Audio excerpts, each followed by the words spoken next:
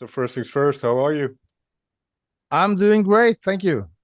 How are you? And when I ask, usually I always ask that as an opening question, but in your case, you've had some medical things going on the past couple of years. So how are you physically now? Are you back to normal? Yeah, I'm more or less back to normal.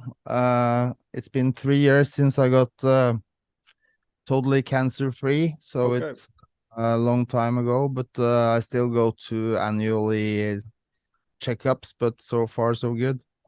Oh, that's very good to hear. Now, before we delve into the latest Cadaver album, I'd like to jump back to the beginning a little bit. Now, I read somewhere that when you were around 10 years old, you moved from kind of the city to a very rural area. What did that to you in your development musically? Well, first of all, I got much more time to spend rehearsing on instruments, and that was when I started to really take seriously playing guitar. And before this, I played some piano. So I come from I can play piano a little bit, but not so much, but guitar and bass basically. And when we started to have the first bands and project, because I was living in a farm, we could rehearse in a separate house. So I always had all equipment here. So I was every day working on music and playing drums and bass and guitar and all stuff. So whenever we didn't rehearse, I was developing all kinds of musical ideas. So it was in the long run or the long sense, it was good for my musical background for sure. What was the dream at that point? It's kind of grandiose to think that way, but what was the idea behind making music? Was it just for fun? Was it kind of a means to express yourself? Did you have kind of a goal of becoming a star? Why did you start making music and doing all that stuff? Well, in the beginning we didn't know what we were doing. I didn't have a specific direction until I was 13 when I first got to listen to a local radio show with a very mysterious band that was called MAYHEM, Mm. and I figured out how to contact them, and I went to see them rehearse in 86, so I was 13, 14. Okay. And because of this experience watching MAYHEM in the rehearsal room, I started to wanting to do the same kind of music they did. So they really taught me everything about extreme metal in the beginning. And the most important thing I took away from them was that it was more important to be original than to belong to a specific genre. So that formed my view on how to do things tremendously. And that's what I've been trying to do ever since, for 35 years, or no more, almost 40 years. Sure. And yeah, and every project that you've had and every album has been quite different. So that kind of shows the will to try things out and to risk sonically sometimes. Um, why is that so? This is going to sound silly, but why is that important to be original and not to kind of go with the crowd? Well, you kind of hit it on the nail there. Going with the crowd was never what I wanted to do. I wanted to make stuff that was very different from everybody, and we didn't really want to have that many fans. We just wanted to have people Mm. that understood what we were doing. So it was kind of the opposite of trying to break out in a big way. We tried to get the people into the same as us into this stuff, and everybody else could just fuck off. But you mentioned Mayhem, and obviously they've been very influential in the genre in black metal and everything. You as a young teenager, and then the scene was really starting up back then. What did you make of it, and how did you kind of navigate the whole scene in finding your own sound and in your own voice within that? Well, it was kind of not so difficult in the beginning because there were literally not that many bands, Right. only in the beginning in Norway, there was a thrash metal band called Equinox and Witchhammer, which was like a power metal band. And was Mayhem doing their extreme avant-garde black metal. And then Dark Throne and a few other bands, Red Harvest. You know, every band was super different. So we just wanted to find out where we could do stuff differently. And at that time, not many had been doing blast beats. So we were among the first bands to adopt this extreme style of drumming. And I've just found that most of these Norwegian black metal scene bands, they sound different too. You know, it's not like it's one thing. I think it comes from the same place. And back then it wasn't, the most important thing was not to belong to a specific direction, just being very much on our own terms and trying out stuff for the sake of it. And I think that's how these bands are all still doing well and doing unique stuff. And what I find interesting then, because obviously we've had a pandemic and a lot of people start to reflect on those times now. You play in order with some people you've met around that time back in the day, and I read somewhere also that you kind of mentioned that being locked up because of the lockdown. It's kind of it felt like you were a teenager again. So can you explain that a little bit? How making this new album and this new incarnation of Cadaver, how that was inspired by kind of the youthful, the mindset. Yeah, I mean, it's very obvious because you're isolated and you need to just be on your own and do your own thing. And, you know, you don't travel, there's nothing going on. So all you can do is to create something exciting for yourself. So I think that was a good time. Creativity came very easy, and it was a good time to reflect on who you are and what you want to do with your life. So I just took that to my direction of it, and here we are, you know, with this new album. What kind of answer did you find to that question? Like it's very existential, but this notion of who am I, and then are you very much tied to the identity as you as a musician, or have you been able to separate that now? How do you answer that question? It's kind of hard to separate because I'm doing so much music all the time. Sure. So I feel like my musical self is myself, but I found some other hobbies during the pandemic. One thing is that my studio is next to a big forest. So walking in the forest and hunting for mushrooms became a very important thing. And I went to this online course about mushrooms. So I taught myself a huge number of things about mushrooms. So I've been picking a lot of mushrooms and identifying mushrooms ever since. So I've got a much more interesting walking in the woods after this became a very important thing for me. And other than that, I'm just you know, normally keep to myself. Sometimes I'm in Oslo to have like an outlet for doing something, going to concerts or hanging out with other types of friends. But most of the time I'm kind of isolated, working on my music with others or on my own. So I like that. Okay, so you were kind of used to being in this creative mindset by yourself a lot. Exactly. So when did the writing kind of start in earnest for what would become this album? Because like I mentioned, you've had some health things. When did the true writing begin? When the first seeds were planted? I think it was the song called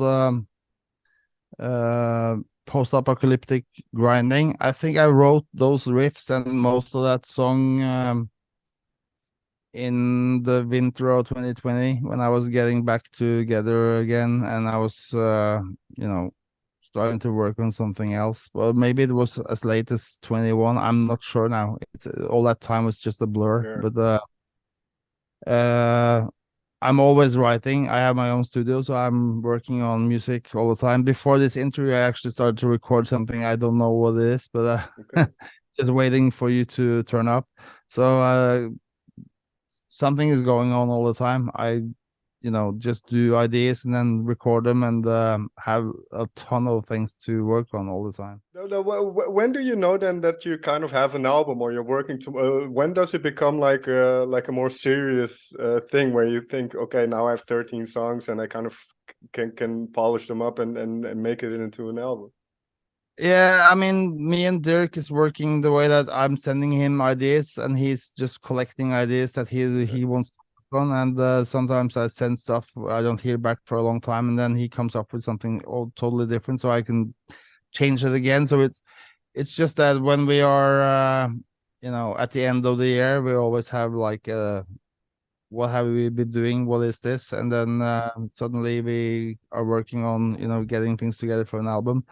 That's how we did it last time. But what I want to do next time is to do the opposite. If it was possible to just get together for like a month and work as a unit in the studio, that would be amazing to do that, because we kind of did that on the previous album. Because of the pandemic, we were not able to. But next time, I'm pretty sure it's gonna take a total different direction again, which I think is always exciting. Well, that's interesting as well, because do you think the album turned out the way it did because it was written more in isolation, and that the subject matter also kind of came from that, and kind of being on the internet maybe too much? Yeah, but I'm always in that mind frame, the apocalyptic, post-apocalyptic world, or I really love those sci-fi series movies about time machines, or all kinds of stuff like this, all the crazy stuff. So it's always easy to get inspired by other things. I'm listening to a lot of podcasts about artificial intelligence and plagues and wars and all kinds of stuff. The human story is always evolving. We never know what's going to come next. It's always unpredictable. So I'm just orienting myself in the world we're living. But yeah, that's interesting that you say that, because you like change, right? It's because, well, obviously it's inevitable, but you like the fact that things are moving, I think. Yeah, I never had a problem with things changing. Since I began doing this, we started with cassette tapes and letters, and it took forever to get replies, and Sure. really hard to find people physically, because there was no just home phones at homes, and the way we were connecting back then was very analog, and the way it's now possible to connect to people everywhere is just amazing. That I can sit here in my studio talking to you like this with our own studios. Everybody has that now. It's very, very much like we live in the future, but we never knew what else would be in the future. But I think it's important to keep the human part of it real. So making music more personal is probably the only way to go now, because everybody can do polished perfect shit, but nobody can make mistakes like a human.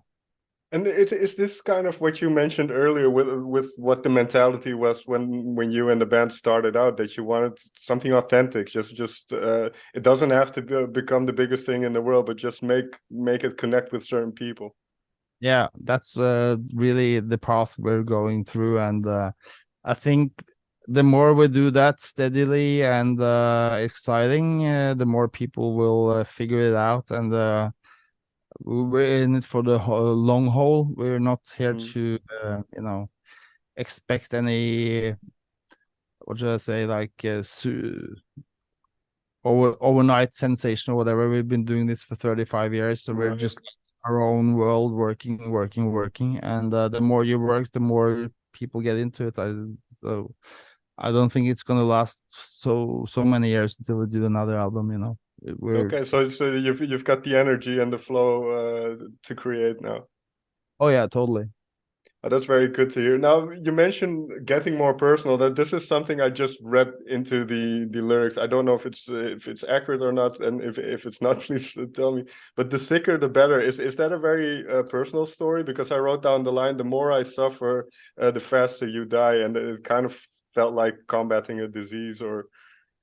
Yeah, maybe I actually had that title from long before I got sick. I Okay, just okay. title. So it's also because it's double meaning, you know. Uh American slang, the sick means really cool, but you know, it's one of those you can decide yourself what you put into it. Yeah, fair enough. Sometimes I hear something in it and might not be accurate, so fair enough. Oh, it's accurate for you. That's important. You know, if it's accurate for you, that's what it means to you.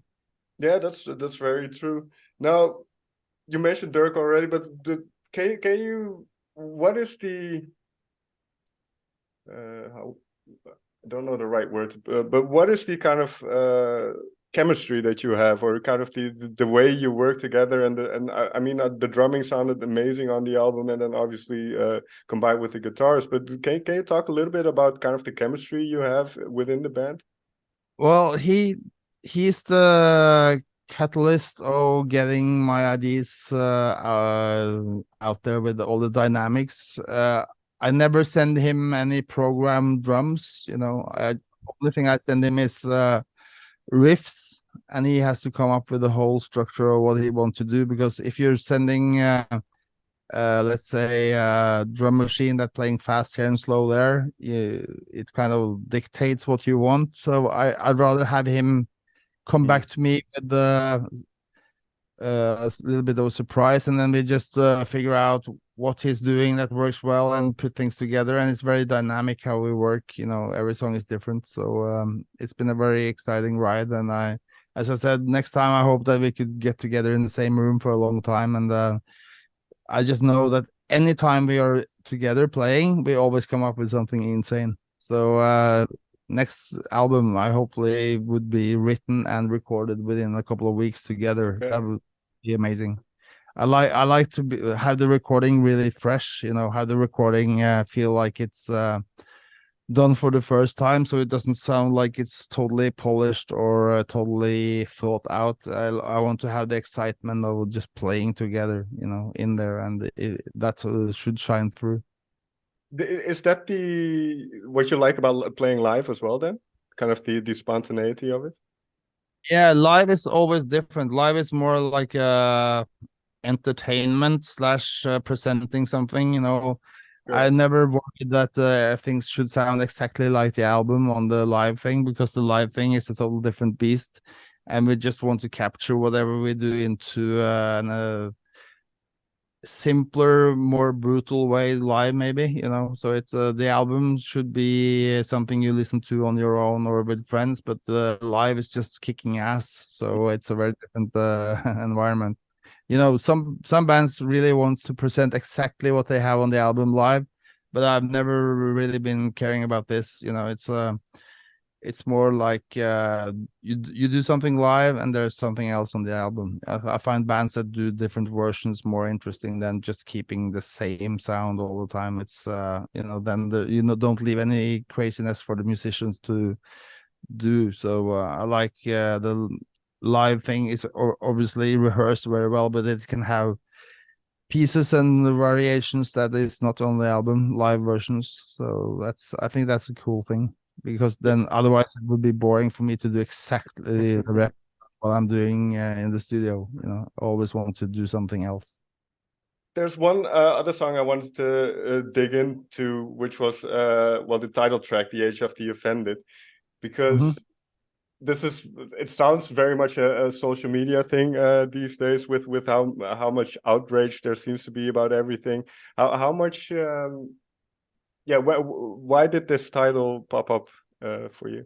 Well, it's I think I've been watching people how they are getting more and more offended by things they really should not care about in their own life, you know, spending so much time being online, being angry about all kinds of issues they in the past they would never really even think about. And I think it's a disease in our society today that people are spending more time criticizing others than doing something for themselves, you know. There's that aspect, and there's of course the aspect that back in the day when we started out, metal bands being offensive was a very important part of the whole thing, and the sarcasm and the humor and everything that goes along with it.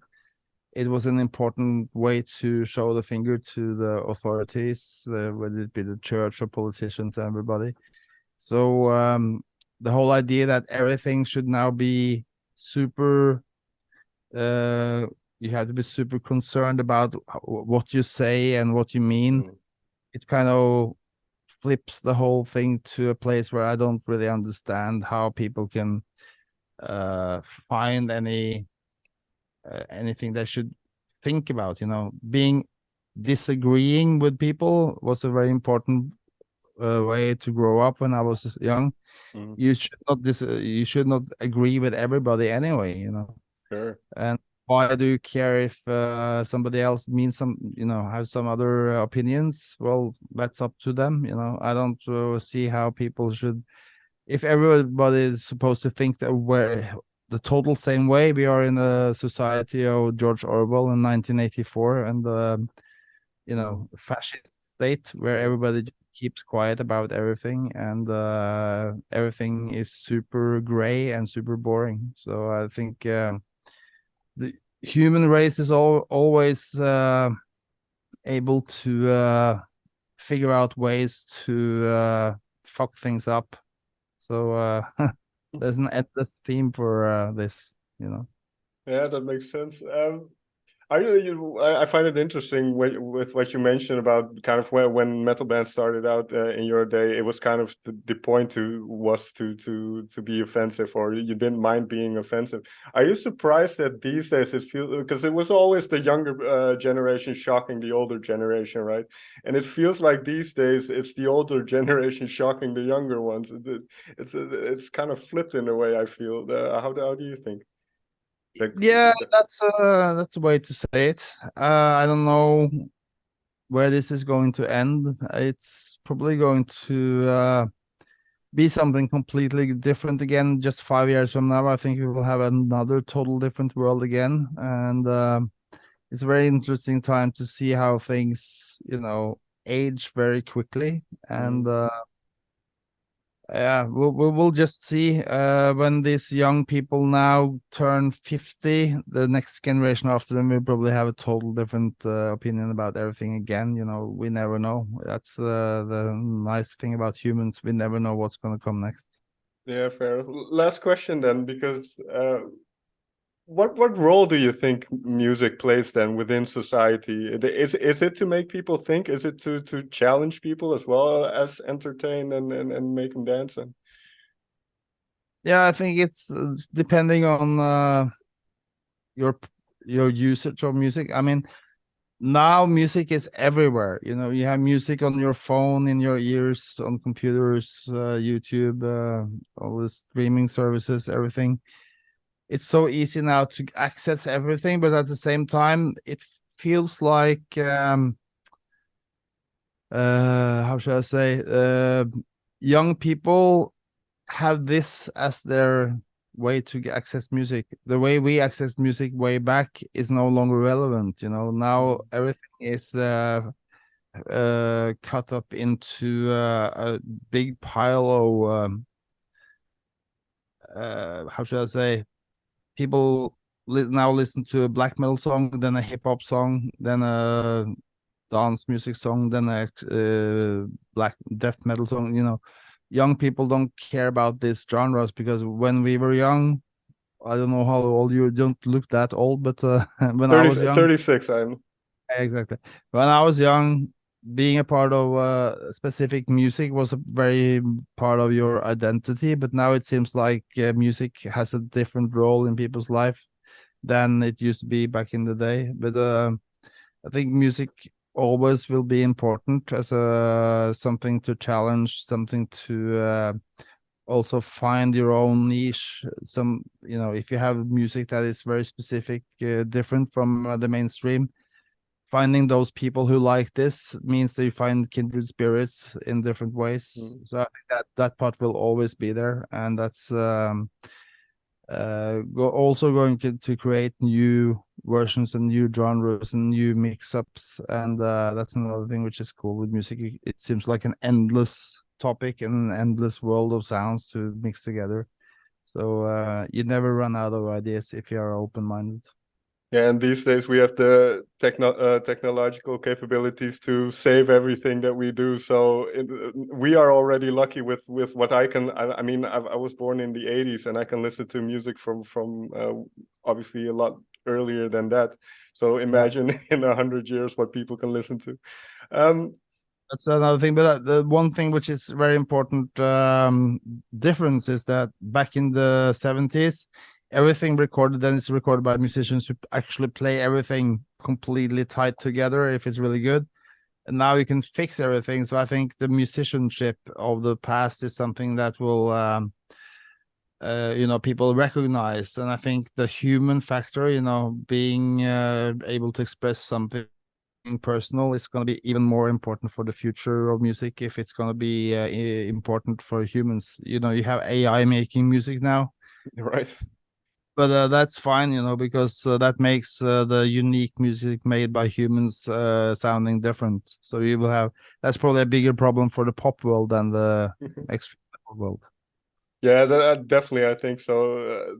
It's very difficult, I suppose, to find prompts for the type of music that you make, probably. Well, one last thought then, because it just popped into my mind. What do you hope that people hear in The Age of the Offended? What do you hope that they, because we kind of talked about how music is changing, what do you hope they hear in it? Well, first of all, I think all the songs are super different. So what they will be excited about is the fact that we never kind of repeat the same songwriting or the same pace all the time. So you can listen to the whole album as an album. You can also listen to song by song and listen to it again and figure out, find new things to hear because it's super layered. And whenever something comes back, it's always with a different twist. So I've been challenging myself how to make music that myself not being bored by, and I've been listening to these songs a lot since almost 1.5 years now, and I'm still kind of when I listen to it again, like thinking, how did I do that? It's still parts that I really have to think about what I'm doing. So that's a good sign. I never get bored of my own music. Yeah, that's a very good sign. And like you said, there's enough juices flowing for the next album already. So things are looking good. Oh, yeah. Anders, may I thank you so much for taking the time to talk with me. Thank you very much for having me.